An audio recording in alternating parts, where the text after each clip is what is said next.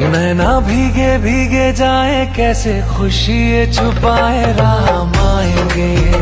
कुछ समझ न पाए कहाँ फूल बिछाए राम आएंगे। नैना भीगे भीगे जाए कैसे खुशी ये छुपाए राम आएंगे।